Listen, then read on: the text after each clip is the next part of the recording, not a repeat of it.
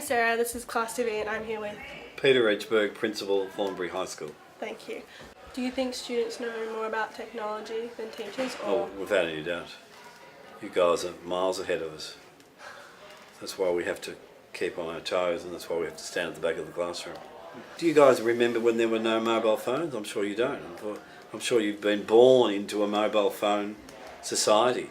While, you know, when I was your age, there were no such thing as mobile phones. And calculators had just been invented, so certainly you guys are miles ahead of us.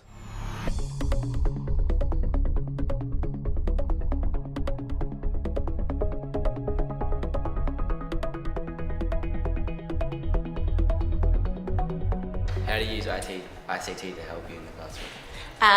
Well, I teach media, so I suppose most of our ICT use is with editing software and also After Effects and things like that. So it's a huge help in our classrooms because it means that all of our students get to make really wonderful short films and get to make really wonderful work. I teach visual communication. It's a visual subject, so it's really fantastic to have that visual aid to be able to go jump onto YouTube and say, you know, this is how designers are working, have a look at this artist, have a look at this designer, make a comparison, look through image research, as I already mentioned before, to be able to just have that access to multiple images by various designers and things like that. How do laptops and mobile phones interfere with your teaching? Well, sometimes the old laptop out of the pocket on the desk doing the text response can interfere, not the text response as in the text, but the phone one can interfere with teaching and the learning of the person who's doing the tapping. However, a mobile phone can also be a very useful device in a classroom for checking out spelling, getting a quick bit of information. For example, does Kmart still sell bullets? I remember getting a kid to ask the phone, does Kmart still sell bullets after watching Bowling for Columbine? So yeah, it can be very useful in the classroom. Do you think ICT is more of a help or a hindrance in the classroom? Both. I think the Year 9 program in particular is very useful in terms of having laptops as well with the concept class that have their iPads and things like that in the classroom. You're able to just get, in particular with Viscom, image inspiration and research is just so much more accessible. However, there always are technological problems, as you would know in your classrooms. You know, the printers don't work, you know, you can't access the internet from certain areas in the school and things like that. So it definitely has a double-edged sword with it.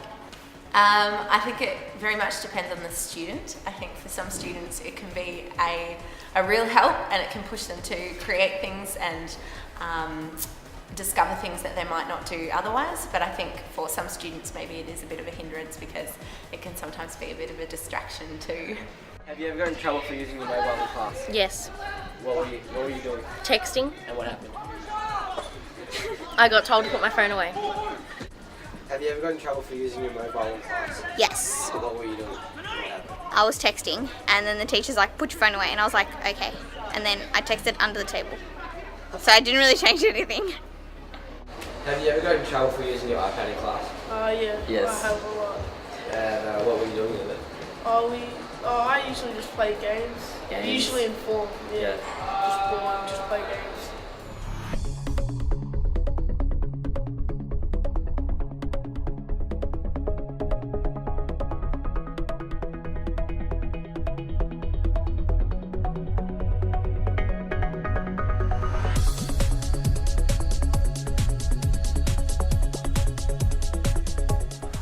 At Thornbury High School we have approximately 5 or 6 computer rooms, 5 laptop trolleys. We have the Year 9 laptop program, which has approximately 220 laptops in it.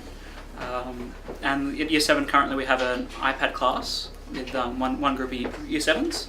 And we also offer loanable laptops up in the VCE Centre for VCE students to use when they're on their spare periods. Every time any student connects to the internet on any device that's connected to our wireless, it goes through our proxy system, especially every time you go on the internet, and logs what you do. The most common sites are social networking sites, so for example Facebook, Twitter, Instagram. It's usually we leave it up to the coordinator's discretion of how severe or just a slap on the wrist. And if they're consistently caught, we can actually restrict internet access. So That's probably that's our biggest kind of, we can just cut your internet off. So you can't use anything other than Word.